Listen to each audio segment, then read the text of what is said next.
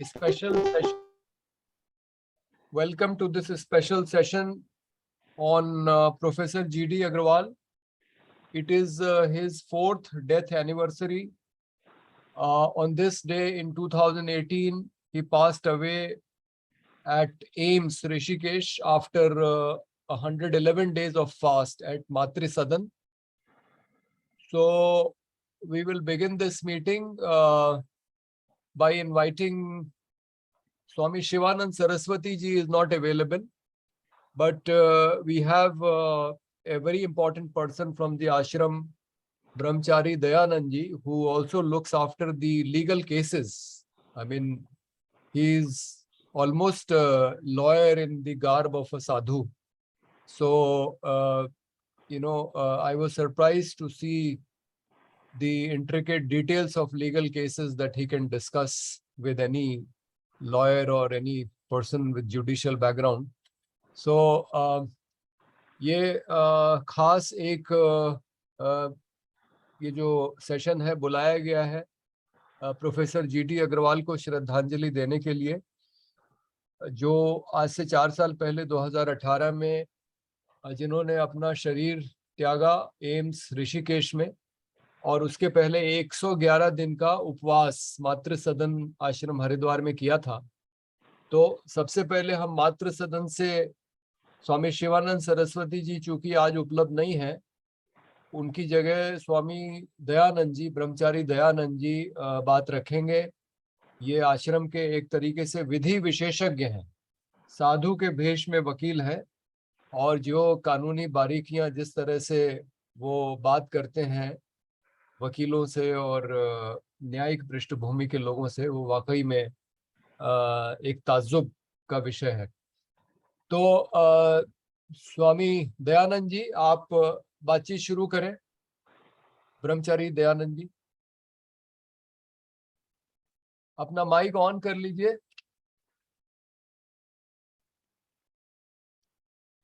और जो आपका संघर्ष है गंगा को बचाने का, खास करके उसमें प्रोफेसर जीडी अग्रवाल की जो भूमिका रही, उस पर थोड़ा सा प्रकाश डालें।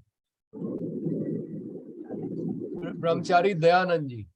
जी जी जी जी जी जी जी नमस्कार पांडे जी, और प्रणाम सभी जी। प्रणाम। और सभी जो इस ऑनलाइन मीटिंग में भाग लें, सबको मेरा नमस्कार। और आपने कुछ ज्यादा ही बोल दिया, मैं तो बस अपने कर्तव्य का पालन कर रहा हूँ, बाकी मैं कुछ नहीं हूँ। मैं तो निमित्त मात्र हूँ, निमित्त मात्रेन भव सव्यसाची। इस एक बड़े यज्ञ में जो अपनी जितनी आहुति बन पड़ती है, अपना बस प्रयास रहता है कि वो अपना जो कर्तव्य है वो पूरा हो जाए जी। तो चलिए, सब तो होता रहेगा। सबसे पहले जो गंगा पुत्र, जिन्होंने गंगा जी के लिए अपना पूरा जीवन ही जिनका गंगा जी के लिए समर्पित रहा, सबसे पहले उन महानुभाव को, उन महामानव जो कि इस पृथ्वी पर जब तक जीवन रहेगा तब तक एक आदर्श के रूप में हमेशा याद किए जाएंगे, स्वामी सानंद उर्फ प्रोफेसर जीडी अग्रवाल जी को जो है हृदय से नमन। और थोड़ा ध्यान में उनके साथ जो चर्चाएं सब हुई थी और उनका जो गंगा जी को लेकर के एक भावना थी, उसको मैं यहाँ रख देना उचित समझता हूँ। जैसा कि सब लोग जानते हैं कि सर्वप्रथम उन्होंने उत्तरकाशी से ये अभियान शुरू किया था, जो उत्तरकाशी से होकर दिल्ली तक पहुंची थी, और पुनः फिर 2010 में मातृ सदन में उनकी एक तपस्या हुई थी। उसमें आप लोगों को याद होगा कि उस समय पर्यावरण मंत्री श्री जयराम रमेश जी हुआ करते थे, और जब वार्ता शुरू हुई थी तो 3 दिन में 2 दिन मातृ सदन आकर उन्होंने समस्या का समाधान किया था। और उस समय जो बातचीत में जो तय हुआ था, तदनुकूल उस समय जो हमारे राष्ट्रपति जी थे श्री प्रणब मुखर्जी जी, उनके द्वारा लिखित में उनको दिया गया, और समय के साथ वो पूरा हुआ था। लेकिन केवल उसी से गंगा जी का समाधान नहीं होना था। गंगा जी का दोहन दिनों दिन बढ़ रहा था और बड़े बड़े डैम गंगा जी के एवरेल धारा में अवरोध उत्पन्न करने को तैयार हो रहे थे और इन सब को देखते हुए उनका अनशन पुनः फिर 2012 में भी हुआ था और 12 के बाद फिर 14 में भी हुआ था। 14 में अनशन उनका काफी लंबा चला था और 14 नहीं बल्कि 2013 कहिए 13 की बात है। 13 में काफी लंबा अनशन चला था, 121 दिन तक वो अनशन चला उनका।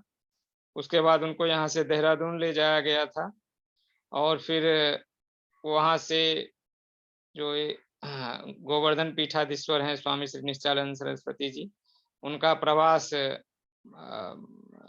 मथुरा में कहीं चल रहा था तो वहाँ पर गए थे और तत्कालीन एक जो रूलिंग पार्टी है उनके अध्यक्ष श्री राजनाथ सिंह के द्वारा एक उनको पत्र भी दिया गया था। ऐसा उन्होंने बताया था कि उनकी सरकार आते ही, भाजपा सरकार आते ही उनकी सभी मांगों को मान लिया जाएगा। ऐसा ही आश्वासन पूज्य श्री शंकराचार्य जी ने भी उनको दिया था। परंतु ऐसा कुछ नहीं होता देख उन्होंने काफी इंतजार किया। 4 साल का लंबा समय पत्र लिखते रहे। 3 पत्र उन्होंने अपने 2018 के अनशन शुरू करने से पहले माननीय श्री नरेंद्र मोदी जी को दिया था, जिसका कोई प्रत्युत्तर न मिलने पर वो तपस्या पर बैठे और तपस्या पर बैठने के बाद कई दौर की वार्ता भी हुई, अधिकारीगण आए, परंतु जिन मांगों को लेकर वे बैठे थे उस पर कोई स्पष्ट सहमति नहीं बनी। इसी बीच कुछ बिंदुओं पर सरकार के द्वारा कुछ शासनादेश भी जारी किए गए, कुछ आदेश एनएमसीजी ने भी जारी किए, परंतु वो आदेश भी उस समय उन तक नहीं पहुंच पाया। और ये बड़े दुख और बड़ी ही विडंबना की बात है कि एक दिन पहले उनसे यहाँ के सांसद श्री जयराम रमेश पोखरियाल निशंक मिलने आए और उन्होंने कहा कि हम बात को ऊपर तक ले जाते हैं, समाधान की चेष्टा करेंगे। लेकिन उसी दिन, अगले दिन सुबह में वो फिर आए और उनके जाने के बाद प्रशासन के द्वारा जबरन उनको यहाँ से स्वस्थ हालत में उठाकर लेके जाया गया और उनके शरीर की ताकत बता रही थी कि वो पूर्ण स्वस्थ हैं। वो वीडियो भी अवेलेबल है, जब वो लात मारते हुए उसमें नजर आ रहे हैं पुलिस को, जब उनको जबरन ले जा रही थी तो। परंतु एक बहुत बड़ा षड्यंत्र हुआ जिसके तहत उनको यहाँ से एम्स ऋषिकेश ले जाया गया और अगले ही दिन 24 घंटा से पहले ही उनको मृत घोषित कर दिया गया। एक बहुत बड़ी साजिश थी जिसमें मृत शरीर को लाने का भी सारा प्रयास नाकाम रहा।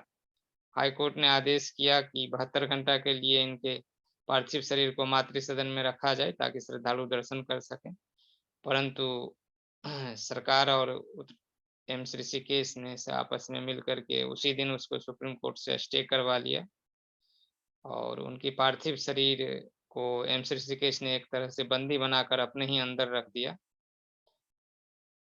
यद्यपि उसमें एक उनको लिया गया एक ग्राउंड की उन्होंने एफिडेविट दे करके अपने अंगदान किए थे, लेकिन अंगदान अलग होता है और जो उनका व्यक्तित्व था, जो उनके श्रद्धालु, जो उनके भक्त, जो उनके दर्शन को चाहते थे, उनकी भावना को आहत नहीं करनी चाहिए थी। बाद में सुप्रीम कोर्ट से ये भी आदेश हुआ कि उनके शरीर को वहीं पर एम्स ऋषिकेश में ही जो भी उनके दर्शनार्थी हैं वो वहाँ दर्शन कर सकें, परंतु उसमें भी एम्स ऋषिकेश के द्वारा कई अड़चनें खड़ी की गई और एक तरह से जो है एक भय का माहौल खड़ा किया गया। तो कुल मिलाकर ये कहा जाए कि एक बहुत बड़ा षड्यंत्र रहा जिसमें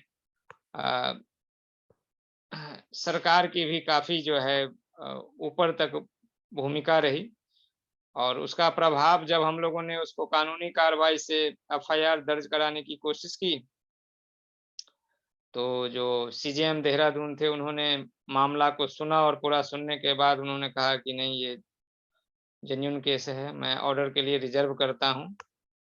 परंतु जिस दिन उनको आदेश देना था उससे 4 दिन पहले उनका स्थानांतरण एक तरह से उनका प्रमोशन किया गया था और वो उस पद से दूसरे जगह स्थानांतरित हो गए थे।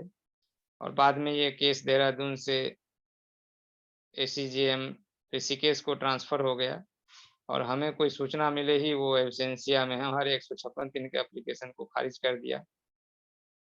तो इन सब से पूरा ये दृष्टिगोचर हुआ कि ये सब कोई बहुत ऊपरी स्तर की चीज है और अभी तक वो मामला दबा ही हुआ है। परंतु ये सत्य है कि उनकी मौत स्वाभाविक नहीं थी और एक बहुत बड़े षड्यंत्र के तहत उनको मारा गया। परंतु ये इनमें किनका कितना हाथ है ये सब तो जब जांच होती तभी पता चल पाता, तो जांच ही नहीं हुई। परंतु खैर, जिंदगी और मृत्यु कहा गया है कि भगवान देते हैं, कारण कोई और बनता है। लेकिन उनका पूरा जीवन गंगा जी के लिए समर्पित रहा और वो सीधे यही कहते थे कि आप गंगा को माँ मानते हो कि नहीं? अगर माँ मानते हो तो उनको माँ का सम्मान दो, वरना बोल दो कि हम माँ नहीं मानते हैं। उनके इस बड़े ही छोटे से सवाल का कोई जवाब नहीं दे पाए आज तक, लेकिन उनकी बात को भी नहीं माना। तो बाकी और सब वक्ता सब हैं, मैं अपने वक्तव्य को यहीं पर जो है थोड़ा विराम देता हूं ताकि ये प्रोग्राम आगे और बढ़े। जी जी, ठीक है। धन्यवाद ब्रह्मचारी दयानंद जी। आपने बताया किस तरह से अंतिम दिनों में किस तरह से उनको मातृ सदन में बैठना पड़ा अनशन के लिए 2018 में, काफी इंतजार करने के बाद कि सरकार कुछ करेगी, और फिर किस तरह से उनको वहां जबरदस्ती एक दिन मंत्री उनसे मिल के गए, वरिष्ठ मंत्री भाजपा के, और दूसरे दिन उनको पुलिस उठा ले जाती है और किस तरह से उनका निधन होता है। और फिर जो केस किया जाता है, क्योंकि मातृ सदन मानता है कि उनकी हत्या की गई, स्वामी निगमानंद सरस्वती की भी मौत को वो हत्या मानते हैं, लेकिन जो मुकदमा दर्ज कराने के लिए केस किया गया वो कोर्ट ने खारिज कर दिया। तो now Lubna is there, so I will request Lubna to take over and please invite speakers one by one. Brahmachari Dayanand ji has spoken. Now we have Dunu Roy, we have Pranav Vashisht may also like to speak, and Sanjeev Ghodge is there, and then you can invite others, open it for others if they would like to say something in condolence to Professor Agrawal. हाँ, शुक्रिया Sandeep ji. And Sagar ji is going to join at 4:30 because he's traveling. And Voice. Is it okay? Nahi. Inish, your first sentence was okay, but after that. Is it okay now? Yeah. Now it is better. सबको धन्यवाद. और सागर has Again it has gone down. Okay. Now he is going to join at about 4:30. ये कुछ problem दिख रहा है. कुछ आपका. हाँ, ये प्रॉब्लम दिख रहा. हाँ, अभी ठीक. Your voice is fine now. Yeah, but it is fluctuating. I'm observing here, it is fluctuating. Yeah. It is fluctuating. But I don't know how to repair that. Please see again. It is. No, you cannot do anything about that. That's a bandwidth matter. So you please keep on. Oh, okay. So सबको ये जो हम gather हुए हैं फिर से to remember his the way of his exit, and we also need to focus कि वो किस तरह से उनकी जो विज्ञान है, he is a principal scientist and the first chair. Ma'am, excuse me. I think your microphone wire has a loose connection. It is not bandwidth issue. Yeah, it seems more like, yeah. How is it now? Yeah, better. It is fluctuating. I really don't know. Can you at least hold the this microphone close to your mouth?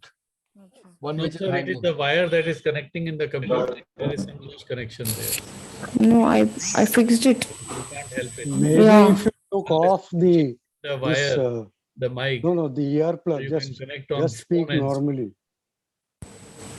No, this that's not working. The speakers is not working. I have to have it with this. So I really don't know what to do now. चलिए कोई बात नहीं, आप जारी रखिए। नहीं भाई सुनाई नहीं दे रहा तो क्या मतलब हुआ अभी? नहीं सुनाई दे रहा बोले ना। बीच बीच में आ रही है आवाज, फिर कट जा रही है। नहीं ये भी I think there is a technical issue from Dr. Lubna. So I request the speaker, maybe the speaker to deliver his talk. So, Sandeep ji, हाँ, चलिए मैं ही फिर आगे बढ़ाता हूँ इसको। तो हम चाहेंगे कि दुनू रॉय जी जो वैसे तो आईआईटी बम्बई में पढ़ते थे, लेकिन जब प्रोफेसर अग्रवाल आईआईटी कानपुर में पढ़ा रहे थे तो उस समय उनका परिचय हुआ और उन्होंने साथ में कुछ काम भी किया। तो मैं चाहूंगा कि दुनू रॉय जी अपनी जो स्मृतियां हैं प्रोफेसर अग्रवाल के बारे में वो रखें। जी शुक्रिया। मेरी आवाज आ रही है? जी आपकी आ रही है।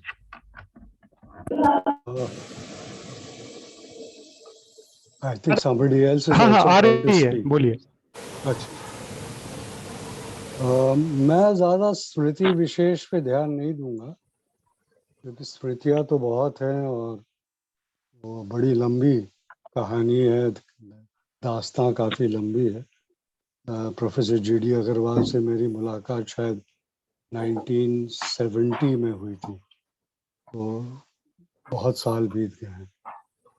लेकिन उनके साथ मेरी हमेशा एक बहस चलती रहती थी और वो बहस थी कि पर्यावरण की रक्षा के लिए क्या विज्ञान पर्याप्त है या उसके साथ साथ जन आंदोलन की भी जरूरत है।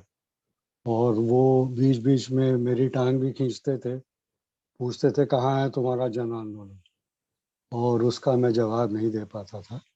छोटे मोटे इधर उधर आंदोलन हुए हैं, लेकिन जिस प्रकार का बड़ा आंदोलन की जरूरत है वो तो कभी इस देश में पर्यावरण को लेके उभरा नहीं है, और मैं तमाम आंदोलनों की गिनती इसमें करता हूँ।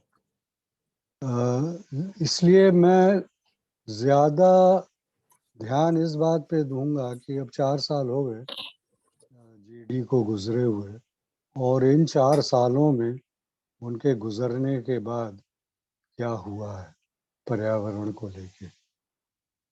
तो पहला मसला तो ये है कि पर्यावरण या मानक जो है वो हम देखते हैं कि धीरे धीरे, पहले तो धीरे धीरे था, अब बहुत तेजी के साथ उन मानकों में ढिलाई आने लगी है।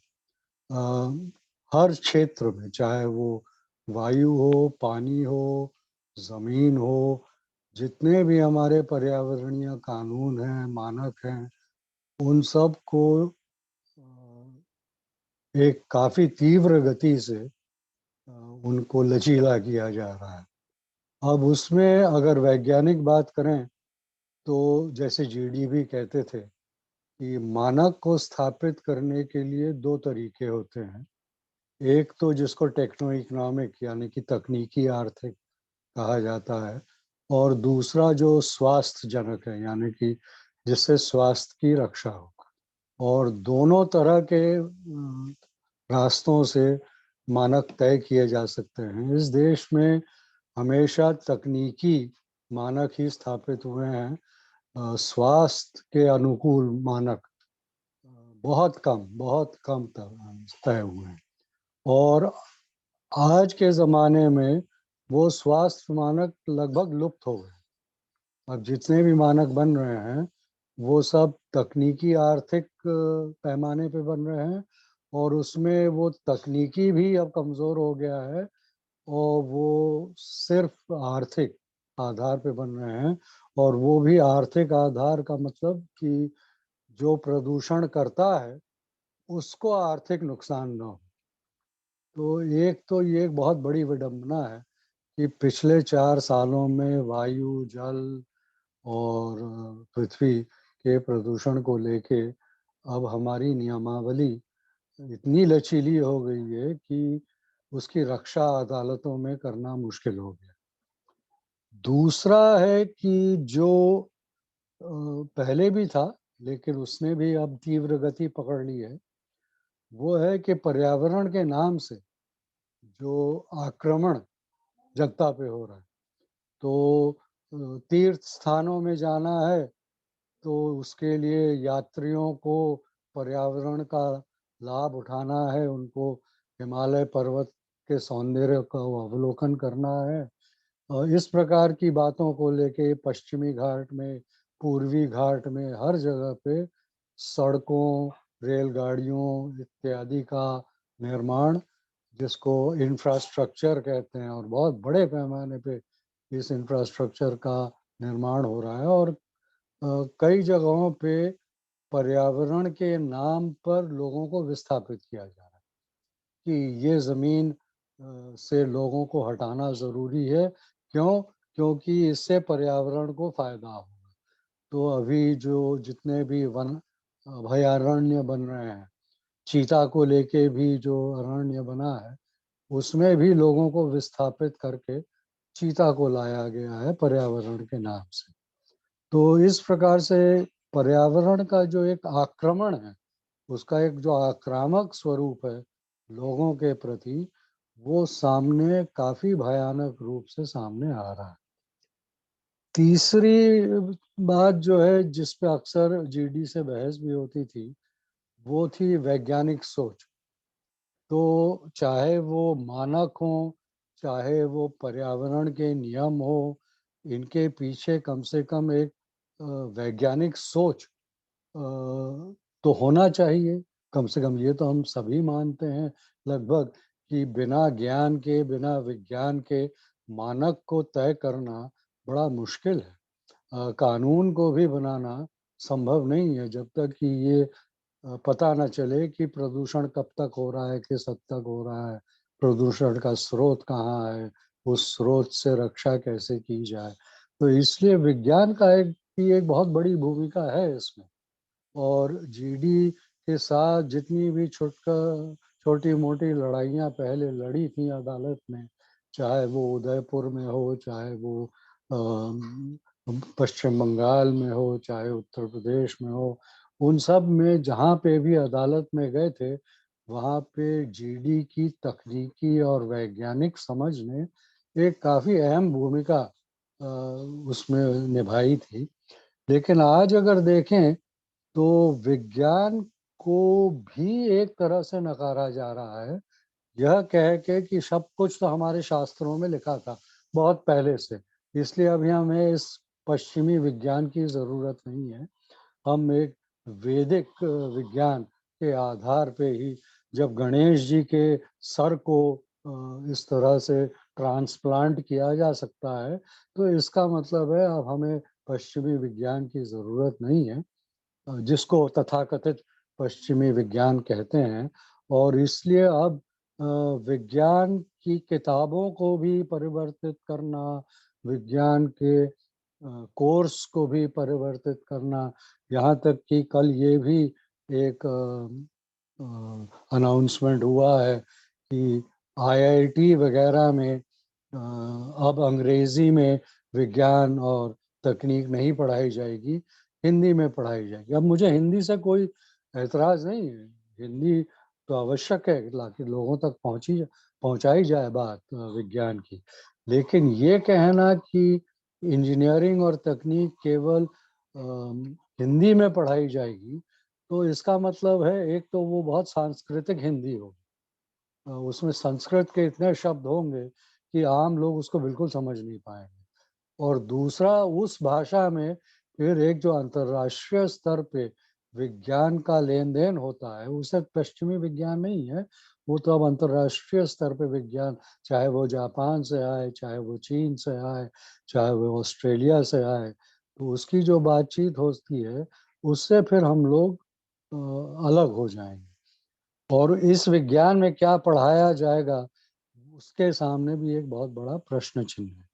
और आखिरी चीज जो रास्ता जीडी ने अपने अंतिम दिनों में अपनाया कि अगर वैज्ञानिक दबाव से और जन आंदोलन से काम नहीं हो रहा है तो कम से कम धार्मिक चेतना से तो माँ गंगा की रक्षा की जा सकती है। तो धार्मिक चेतना के क्षेत्र में भी हम देखते हैं कि पिछले 9 सालों में विशेषकर एक धार्मिक उन्माद इस देश में पैदा की जा रही है। एक विचित्र धर्म पैदा हुआ है जिसको हिंदुत्व का नाम दिया गया है, और उसमें संस्कार, वेद और तरह तरह की बातों को लाकर भगवान राम को एक बहुत ही आक्रामक रूप देकर, यहाँ तक हनुमान भी आज टैक्सी के पीछे दिखाई देते हैं कि उनकी भ्रिकुटी तनी हुई है और वो इतने गुस्से में हैं कि संकट मोचन तो पहचाने ही नहीं जाते हैं। तो धार्मिक उन्माद का एक माहौल बन गया है। तो इस प्रकार से मैं समझता हूँ कि जिन 3 विषयों पे जीडी के साथ हम जैसे लोगों की बातचीत होती थी और जिसको हम अभी भी कोशिश कर रहे हैं अपने छोटे से स्तर पे आगे बढ़ाने को, कि इस समाज में विज्ञान, जन संगठन और धार्मिक वेदना, इन तीनों का क्या स्थान है, उसके ऊपर नए सिरे से सोचने की जरूरत है। केवल जीडी को एक धर्म पुरुष बना के या एक विज्ञान पुरुष बना के उनकी स्तुति करना और उनको स्मृति में रखना, ये नाकाफी होगा। और जो लोग कम से कम उनके साथ जुड़े रहे, कोशिश की कि उन्होंने जो मार्ग दिखाया था उस मार्ग में चलने की कोशिश की, उनको नए सिरे से सोचने की बहुत सख्त ज़रूरत है। क्योंकि हम ऐसे वक्त से गुजर रहे हैं जहाँ पे अभी जो स्वामी जी ने जीडी के आखिरी वक्त के बारे में बताया, वहाँ पे ये है कि आज सत्ता किसी की बात सुनने को तैयार नहीं है।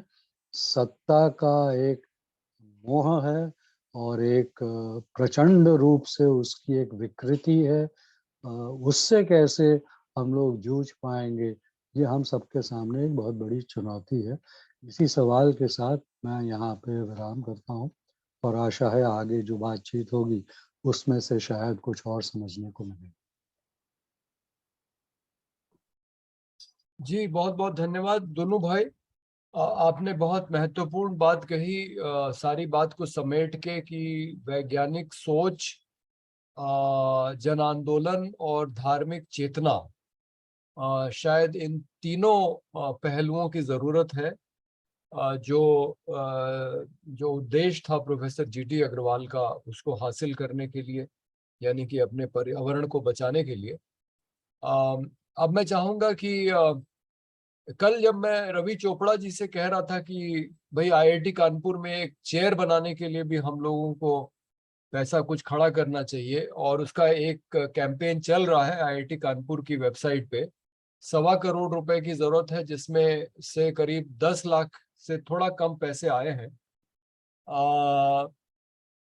संजीव घोड़गे जी से एक बार बात हो रही थी तो वो कह रहे थे कि 1-2 एलमनाई ही ऐसे हैं आईआईटी कानपुर के, चाहे तो पूरा कर दें, लेकिन वो हो नहीं पा रहा है। तो रवि चोपड़ा जी का कहना था कि इससे अच्छा तो ये है कि कोई उनके ऊपर एक बढ़िया किताब लिखे। तो वैसे तो बहुत सारे लोग हैं जो लिख सकते हैं, लेकिन दर्शन के स्तर पे जो एक एक जुड़ाव प्रोफेसर जीडी अग्रवाल के साथ था, वो हमारे नौजवान साथी प्रणव वशिष्ठ हमारे साथ जुड़े हुए हैं। तो प्रणव भाई अगर कुछ बात रखें तो बहुत अच्छा रहेगा।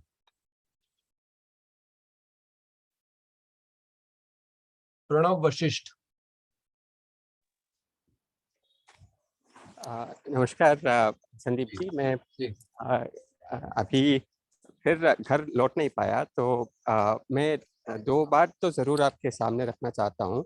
जी जी जी, एक बात ये है कि जब स्वामी सानंद अपने आखिरी अनशन पे बैठे थे, तो हमने कई लोगों से उनकी सोच विचार के बारे में बात की, पर ये बात ज़रूर सामने आई कि आज के समय में जो विज्ञान के क्षेत्र में जिसकी सामर्थ्य हो, उनमें समर्पण भाव की कमी दिखाई दी, और उसके साथ साथ जिनको समर्पण भाव है उनमें सामर्थ्य की कमी दिखाई दी।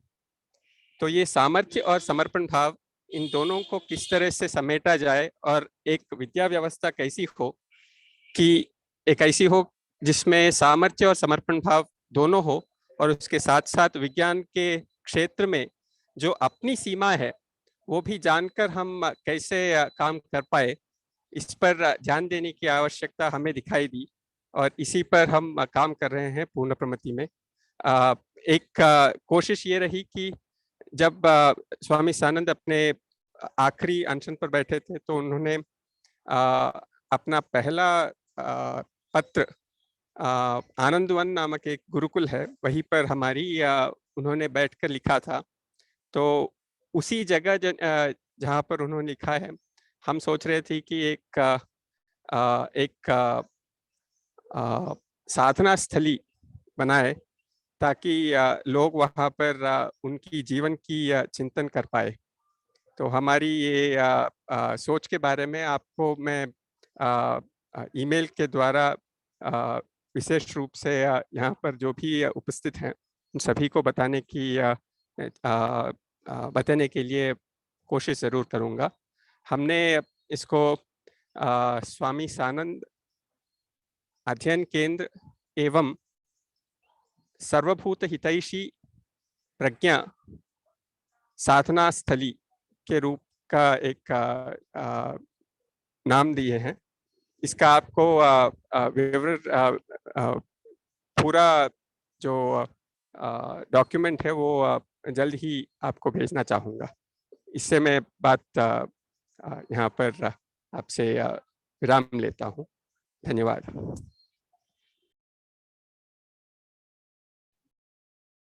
जी, धन्यवाद प्रणव भाई। आप बिल्कुल ये जो जानकारी है ये हम लोग के साथ साझा कीजिए, और मैं उसे सभी लोग जो जुड़े हुए हैं उनको मैं भेजूंगा। अच्छा, आपने कुछ किया भी है शायद? नहीं नहीं, ये तो डोनेशन वाला आया है। हाँ, अगर आप चैट बॉक्स में कुछ शेयर कर सकें तो कर दीजिए, क्योंकि जितने लोग जुड़े हैं सबके ईमेल आईडी मेरे पास नहीं है। तो या तो जो लोग जुड़े हैं और जिनको मुझसे मेल नहीं मिलती है वो अपने आईडी चैट बॉक्स में डाल दें, तो मैं नोट कर लूंगा, ताकि प्रणव जी जो भेजेंगे वो सबको भेजा जा सके। और रणधीर गौतम भाई ने ये please donate to create a chair in the name of professor GD Agrawal at IIT Kanpur, ये लिंक भेज दिया है आईआईटी कानपुर वाला। अब मैं चाहूंगा कि वैसे तो कई लोग हैं, कुछ को मैं जानता हूँ कुछ को मैं नहीं जानता हूँ, तो जो प्रोफेसर अग्रवाल के बारे में कुछ बात रखना चाहें तो अब एक तरीके से खुला मंच है, जो भी अपनी बात रखना चाहें, क्योंकि हमारे जो वक्ता तय थे वो बोल चुके हैं। और सागर धारा जी आए हैं क्या? लुबना जरा देखिए अगर वो आए हैं कि नहीं, और नहीं आए हो तो उनको एक बार फोन कर दीजिए। उसके पहले कोई अगर बोलना चाहे, सुधीर गंदोत्रा जी अगर कुछ बोलना चाहे।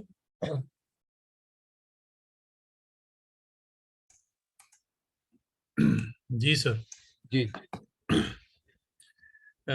मेरे को अग्रवाल जी से मिलने का सौभाग्य नहीं प्राप्त हुआ, लेकिन उनके बारे में काफी कुछ पढ़ा। और दुख की बात यह है कि हमारा समाज इन चीजों के प्रति इस समय जो सेंसिबिलिटी होनी चाहिए वो नहीं है, कि एक व्यक्ति समाज के मुद्दों पे लड़ रहा है, सेल्फलेसली लड़ रहा है, और उसके प्रति समाज में क्या भाव, क्या सपोर्ट होनी चाहिए। मुझे लगता है कि हमें उसके ऊपर कुछ काम करना चाहिए। धन्यवाद। जी जी, शुक्रिया, बहुत बहुत शुक्रिया। अपना ईमेल जरा सुधीर भाई चैट बॉक्स में डाल दीजिएगा। भेज दिया सर। अच्छा ठीक। और कोई बात रखना चाहेंगे? आनंद वर्धन जी जुड़े हुए हैं मैं देख रहा हूँ, और एक आशीष गुप्ता है। आप में से कोई? पीडी मल्ल्या जी हैं, और लुबना एक बार देखें अगर उनका माइक ठीक काम कर रहा हो तो वो भी कुछ टिप्पणी रखें। वैसे तो उनको संचालन करना था, लेकिन उनका कनेक्शन ठीक नहीं था, इसलिए मैंने संचालन का काम कर दिया है। पर अगर लुबना कुछ बात रख सकें हाँ प्रोफेसर। जरूर, मैं रखना चाहती हूँ। हाँ रखिए। प्लीज चेक ना, एम आई ऑडिबल? नहीं, आपका वही प्रॉब्लम अभी भी। अच्छा, पहले आवाज आई। हाँ, so am I audible now? या you're audible now. Yeah, So I will keep like this and I will talk, okay? that is better. Yeah, you should have done that right from the beginning. चलिए। अच्छा, अभी से Audible है बोल रहे क्या? हाँ हाँ, एकदम ऑडिबल। हाँ, ओके। सो देखिए भाई, ये जो वैज्ञानिक है और इन ज्ञानी है जो अपने प्रोफेसर जीडी अग्रवाल, तो उनकी जो अविरल नाम की चीज है, जो उन द पैरामीटर्स जो रखे उन्होंने, गंगा जी, जो गंगा जी उतनी प्रेम से बुलाते थे, तो गंगा जी के लिए जो वो पैरामीटर्स रखे, अविरलता, निर्मलता, उसके, सो हम लोग यहाँ पर मूसी नदी के लिए वही रख के, हम लोग भी एक दिन 100th डे हम लोग एक दिन अनशन पे बैठे थे यहाँ पर मूसी नदी के तट पे, क्योंकि मूसी नदी is the one of the most polluted stretches. तो उनकी जो रुतबा है ना, कि वो फर्स्ट चेयरमैन है सेंट्रल पोल्यूशन कंट्रोल बोर्ड की, और स्टैंडर्ड सेट किए थे। तो उस आई वांट टू सी, हम लोग उसकी तरफ क्या कर रहे हैं, हम लोग सभी जो उनको मानते हैं, उनकी विचारधारा से इतनी सहमत है, तो हम लोग क्या कर रहे हैं, what are we doing to achieve the अविरलता एंड निर्मलता for every river including Ganga ji in India? So that is very important. तो चेयर बनाने में तो और टाइम है, तो संस्था भी अभी बन रही है। सो माई वरी इज दैट जो उन्होंने इतनी क्या बोलते हैं, इतनी सरल अपनी सरलता से जो भाव, जो कि हर इंसान हर इंडियन समझ सके, अविरलता और निर्मलता, यानी हिंड्रेंस नहीं रहना चाहिए और क्लीन भी रहना चाहिए। इतने ब्यूटीफुल वर्ड्स से जो ले पर्सन को समझाए, उतनी बड़ी साइंटिस्ट है वो। सो दिस ये एवरी रिवर के पास ये एप्लीकेबिलिटी होने के लिए उन्होंने जो 3-4 प्रिंसिपल्स रखे नदियों के लिए, तो वो उसके लिए हम लोग what can we do, I mean tomorrow with in the coming week, ये वीक के अंदर में, can we give a representation on the occasion of his 4th death anniversary? Can we do that? ये मेरे सवाल है। Because while asking that can we do, I mean I'm actually exhorting or rather urging that we all should do that, कि उनकी जो स्मरण में उनकी जो सिंपल साइंटिफिक प्रिंसिपल्स थे, उन प्रिंसिपलों को हम लेके minister, the concerned water minister को और पोल्यूशन MOEF को हम लोगों ने जरूर लिखना चाहिए, CPC के प्रेजेंट चेयरमैन को लिखना चाहिए, क्योंकि जैसे प्रीवियस स्पीकर्स बताए कि वो एक एक्सट्रीमिज्म पे चले जा रहे हैं हम लोग। साइंस और सेंस के लिए कोई जगह नहीं है अभी। तो ऐसे में हम लोग ने रिप्रेजेंटेशंस पर रिप्रेजेंटेशंस जारी रखना चाहिए। The chair in this name will come, the samstha will come, but meanwhile the things to be done are these, that people like us, the अपनी ट्राइब जो अभी बाकी है, हम लोगों ने बहुत शॉर्ट रिप्रेजेंटेशंस जो कि हर सबको समझ में आए, हिंदी और अंग्रेजी में लिख के हमने सबमिट करना चाहिए। यही वीक में के अंदर हम लोगों ने वो एक एक्शन टू डू बोल के रख लेके हम लोगों ने करना चाहिए, as a in memory of GD Agrawal and to realize his lofty ideals, on the ground of the Indian soil, जहां पर वो हर नदी को अविरल और जो क्या निर्मल भी देखना चाह रहे थे।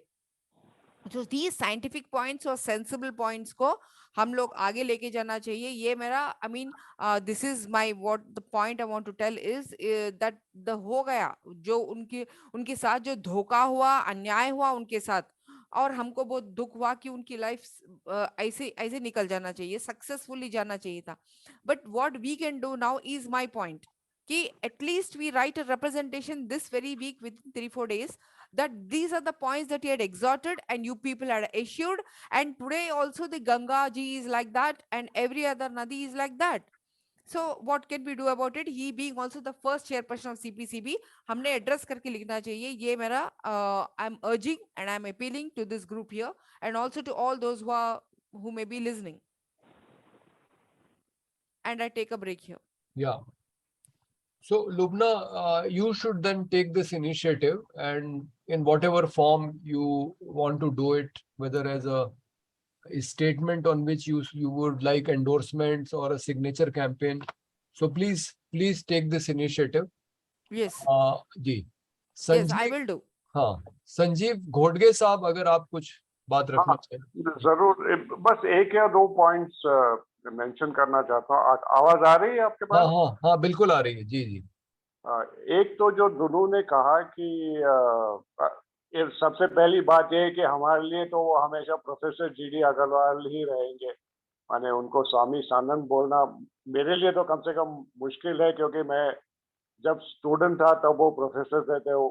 उस समय से जो भी हमारी है, तो ये स्वामी सानंद तो बाद में बन गए, लेकिन हम लोगों ने उनको देखा था IIT कानपुर से, फिर बाद में शहडोल में जब आते थे, उसके बाद में जब वो दिल्ली में थे, इत्यादि इत्यादि. तो बहुत सारी मेमोरीज है. ये बहुत आज जब स्वामी दयानंद जी ने जो रखा कि जिस तरीके से उनको उठा करके ले गए अथॉरिटीज, ये बहुत शॉकिंग था. ये मुझे पता नहीं था कि इतने नीचे के दर्जे तक एक एडमिनिस्ट्रेशन जा सकता है कि ऐसे आदमी के साथ इस तरह का व्यवहार हो सकता है. लेकिन वो तो अब हो गया, वो तो हो गया. उसको हम लोग तो कभी ना भूल सकते हैं, and we can not forgive it either. But जैसे कि तमाम लोगों ने कहा है कि एक विडंबना है कि जिस कॉन्स्टिट्यूशन में, as far as my knowledge of the constitution of India goes, it is the duty of every citizen to uphold the environment. तो वो एक कर्तव्य है. आज उस कर्तव्य को भूला जा रहा है और राजपथ का नाम कर्तव्य पथ बनाया जा रहा है. तो ये क्या कर्तव्य है? ये इसी तरीके से कर्तव्य है that a person who had absolutely no vested interest of any kind was trying to uphold the notion of development which was damaging the environment. उसको आप इस तरीके से डील करते हैं, ये कर्तव्य है. This is, I mean, one cannot expect that there is going to be anything forthcoming from this kind of political administration and so on. So, जहाँ तक it is a battle in that sense, with the back to the wall of trying to keep alive not only the scientific principles and so on that he stood for, but also the idealism with which he went about it. He had, because you see now that today the agenda which is being laid out vis-a-vis the environment is entirely in terms of a pro-corporate agenda. And the situation has actually become worse because the environmental destruction is now entangled with climate change. And time and again, and water is a very important part of how climate change is going to be dealt with, because the intensification of the hydrological cycle is something that has happened because of climate change. And normally a mechanical engineer like me would not even know what is the hydrological cycle. ये GD के कारण मेरे जैसे मूर्खों को ये मालूम पड़ा कि we need to look at environment through the eyes of different disciplines. And he initiated us into, because this is a hydrological cycle is something that is central to civil engineering as far as dams and so on is concerned. तो उस समय से ये link है कि ये hydrological cycle का जो इंटेंसिफिकेशन क्लाइमेट चेंज के कारण हुआ है, is going to affect everything to do with water. And this is the most important link that now I think has to be taken further in terms of our understanding of the scientific basis of whatever it is. Baki, I agree with Dunu ki there have been no mass movements of any kind. I don't know when it will happen. Even GD's attempts at trying to, through religious consciousness to try and raise the awareness of what we were doing to nature. So I really have no vision of the future as far as this country is concerned in terms of how we are going to deal with the environment, except that we are slowly or fast, we are committing ecological suicide. That's all I can say. And I'd like to stop at this point of time. Okay. Thank you, Sanjeev bhai. आपने बहुत जानकारी दी हम लोगों को कि किस तरह से आपने उनसे सीखा, प्रोफेसर अग्रवाल से. So now we have Sagar Dhara here. I apologize to him because I had a conversation with Lubna Sarwath and I thought she would talk to you and confirm you. And it was, my fault. I put your name as a speaker without informing you. But we are glad that you are here. We have to close in 8 minutes. So Sagar bhai, please inform us about your association and your learnings from Professor Agrawal, just as Sanjeev Ghodge ji has done. Sagar Dhara ji. Yeah, just a minute. Sagar Dhara ji also fasted with Professor Agrawal while he was there in Haridwar. I think for 3 or 5 days. Chaliye, Sagar. Yes, I will try and be very brief and highlight some of my interaction with GD Saab, as we used to call him. I knew him for probably something like about almost 25-30 years, and worked with him for about 5 to 8 years in Environmentalist. And I think the first and foremost thing that struck me about GD Saab was he put his foot where his mouth was. He's an absolutely honest person, not just honest to others, but honest to himself. I'll give you a few instances of his honesty. When I actually sat on the fast with him, we shared a lot. He shared a lot about himself. And he was forthrightly honest as to the kind of things he did before he left the UP government and joined IIT Kanpur, where he said that he was like any ordinary young engineer and did all the things that young engineers do, deeds, misdeeds. He shared them all with me. He was brutally honest about it. And he didn't try to hide anything. When I asked him questions, he was absolutely forthright about the whole thing. And also the reason why he left IIT Kanpur is it brings out another characteristic. The way he left IIT Kanpur as well as the Central Pollution Control Board. Now, I've heard stories not just from him, but also from people in the ministry, from the then Secretary of the Ministry of Environment and so on. Now, if he wanted to do something and he set his mind on that, he went and did it regardless of what his superiors thought. For example, in the Central Pollution Control Board, he felt that he had to train a lot of young scientists and engineers and not do paperwork, and that his job was really in the laboratory and in the field. Whereas at some point, his chairman told him to do more paperwork, and that was part of the reason why he quit the Central Pollution Control Board. And the other aspect about him is his absolute frugality. His entire position was in a chola. In a sense, he didn't, I mean, whatever he wanted to tell the world, he said it through his actions. And that was what was very, very moving. Unlike a lot of people who pretend, who talk about inequality and who talk about sustainability, but, don't really inspire. because they just talk.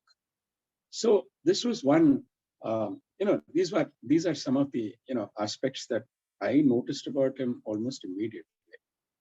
The other thing was about, the fact that he was able to relate to children. I was with him, for example, when he did a workshop in Hoshangabad, and children just, they wanted him to speak, they wanted him to answer all their questions, and he was having great fun doing all that. And he just went and did what he wanted. I mean, I was with him in Bhopal a couple of years after the Bhopal gas accident, and we were doing some experiments. Both of us left Bhopal after setting up these experiments. And somewhere down the line, a couple of days after both of us left Bhopal, there was an accident. The hydrogen balloon, which was T-3rd balloon, which was sent up, that for some reason came down, it hurt a few people, and the police filed a case. Now, GD Saab went right back to Bhopal and said, listen, I'm responsible for this if you want to arrest me. He had that kind of, personality and guts. And I mean, I'm not going to say much about, that he was an extremely good teacher. I'm sure that many of you have already said all these things. I would share the kind of things that, you probably, all of you have already probably shared. I will share one incident which I know maybe most of you may not know this incident. When he was the dean in IIT Kanpur, India went through an emergency, and somebody I from his department, a student, a PhD student, whom I also knew, was arrested during that emergency. And this student's friends and others just kept away from the police station, whereas GD Saab went right there to the station and told him, just sign this document and I'll do the rest. I will get you bailed out. Now, I know that GD and this person, this PhD student, didn't quite agree, in terms of their outlook towards society. But GD went and told him that, listen, I know that you've not done any wrong. So there is no reason for you to be in jail. And because I know you and I'm in your department, I feel that I have to do this. So this is the way GD really, operated. He did tell me when he was in his fast that the reason, when I was fasting with him, the reason why he left IIT Kanpur was because of his differences with a new director who had come to IIT Kanpur at that time. And GD Saab was Dean Administration. And the differences was largely about how to deal with the IIT Kanpur staff, which GD thought that the new director was being a little too harsh, a little too anti-labor, and GD didn't agree with him and decided that the only thing he had to do was to leave. He left and then went to his home village and started farming. Okay, now having said this, one of the things about GD that always struck me whenever I met him after a long, let's say, pause, was he would talk to me about work. He would first inquire about me, my family, and how we were, and then we would get into any discussion about work. That was, I think, the highlight of my relationship with GD Saab, the humanness of this person. The other part, I'm sure that all of you have talked about, his determination to do whatever he thought ought to be done. Of course, in 2008, I was there when he started his first fast in Uttarakashi, and many of us told him that, listen, it's better to develop some kind of a mass base before you do this, because if you don't do that, then the chances of failure are going to be much higher. But I did ask friends at that time, what will happen if the police come to pick him up? And, almost everybody said, what GD will do is just jump into the river. And that is what, is likely to happen. Fortunately, that is not what happened at that point of time. But here was a man, I'm not, going to talk about how bright he was, how articulate he was, or how, his students were so fond of him, and so on and so forth. I'm going to talk about his humanness and about his determination to do whatever he thought he ought to do.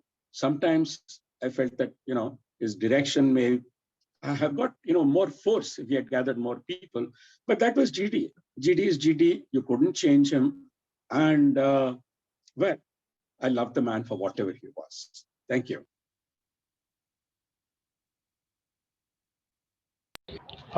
Thank you so much, sir. It was really very insightful and very informative. So I think we have to start another session. I think yes, Abhishek Roy, he has also joined. आदरणीय रघु ठाकुर जी भी जुड़ गए हैं और मुझे लगता है हाँ नमस्ते नमस्ते। हाँ तो हम पहले सबको ये बता दें कि अब 4 से 5 का जो सत्र था प्रोफेसर जीडी अग्रवाल पे वो अब समाप्त हो रहा है और आज चूंकि जयप्रकाश नारायण जी का जन्मदिन भी है 120वां जन्मदिन, तो एक नया सत्र अब शुरू होगा। तो आप में से जो लोग जयप्रकाश नारायण जी के बारे में सुनने के लिए रुकना चाहें आप रुक सकते हैं और जिनको जरूरी काम है वो जा भी सकते हैं। लेकिन जो लोग प्रोफेसर जीडी अग्रवाल के सत्र के लिए आए थे उनका बहुत बहुत धन्यवाद। और मुझे लगता है कि हमें मुझसे सागर धारा जी ने एक सवाल पूछा था, उसका उत्तर मैं लिख के देना चाहता था, मैं नहीं दे पाया, मैं अभी इनको दे देता हूँ। इन्होंने पूछा था कि आप चेयर क्यों बनवाना चाहते हैं आईआईटी कानपुर में, ये तो पूरी जीडी अग्रवाल जी की फिलॉसफी के खिलाफ है। तो सागर भाई, I want this chair to be established in the same way that Gandhi was a man of principles. He I'm sure would not have liked his photo to be put up in all government offices, but because he is recognized by the state, so we get some legitimacy, to fight the anti-democratic tendencies of the state. So Gandhi gives us strength. So that is why we would like to have a chair at IIT Kanpur and also at University of California at Berkeley in the name of Professor G.D. Agrawal, so that he can continue to inspire young scientists to work, towards the objective that he was working for. So that was, I wanted to share with you. I will write you a mail. Thank you so much. Can I respond in just half a minute?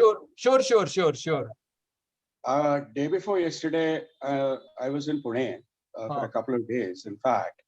And we raised the slogan there in the whole, meeting that we had, that you have to, if you want to really talk about sustainability and equality, then some of the battle will have to be against iconic institutions like IITs, which are absolutely anti-sustainability and anti-equality. And in fact, we thought of starting in due course, once we make a college in Bid carbon neutral.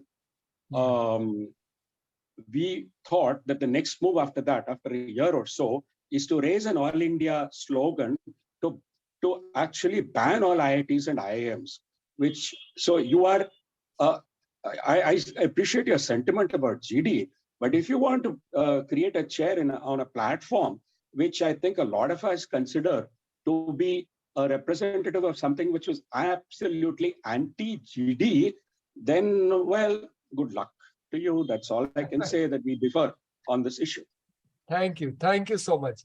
तो अब हम चाहेंगे कि अभिषेक रॉय जी please take over as the coordinator of the next session, moderator of the next session. Both the speakers are here, MG Dev Sahayam ji and Raghu Thakur ji, and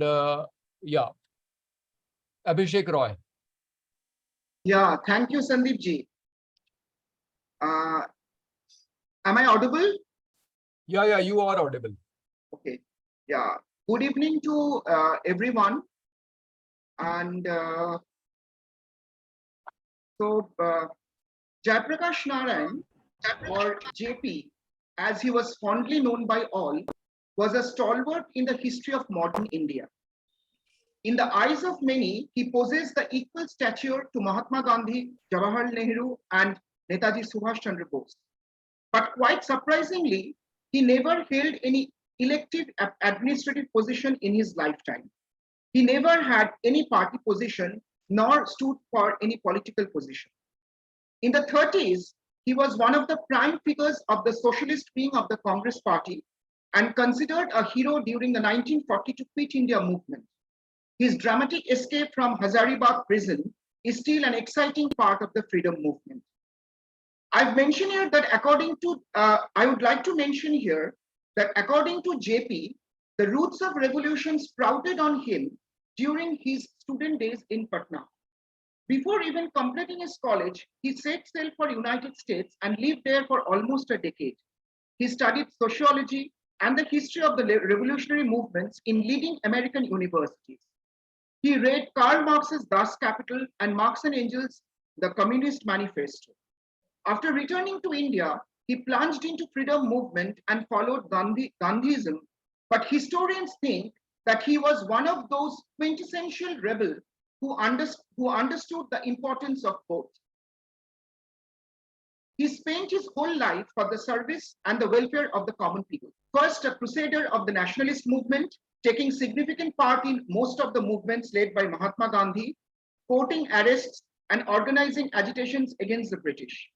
He was also an important part of the Sarvath movement and took prominent role in the Bhutan movement across the country after independence.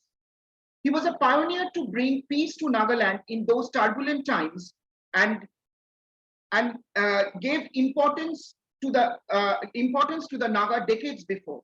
It was on JP's advice that Jawaharlal Nehru granted complete statehood to Nagaland in 1962. He also tried to resolve the Kashmir issue by stating that Kashmir's merger into India should not be merely on the emotional platform. He even tried to normalize the tense relation between India and Pakistan and accompanied a delegation to the then President of Pakistan, General Ayub Khan. Even in an issue like the problem of infamous dacoits of Chambal, JP had a role to play.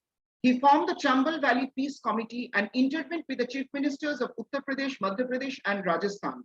The dacoits of Chambal made it clear that they would only surrender in JP's presence, and it eventually happened. Mohar Singh, considered a terror of Chambal, surrendered before the presence of JP by touching his wife Prabhavati Devi's feet. JP always remained popular among the masses in the most troubled times of the country.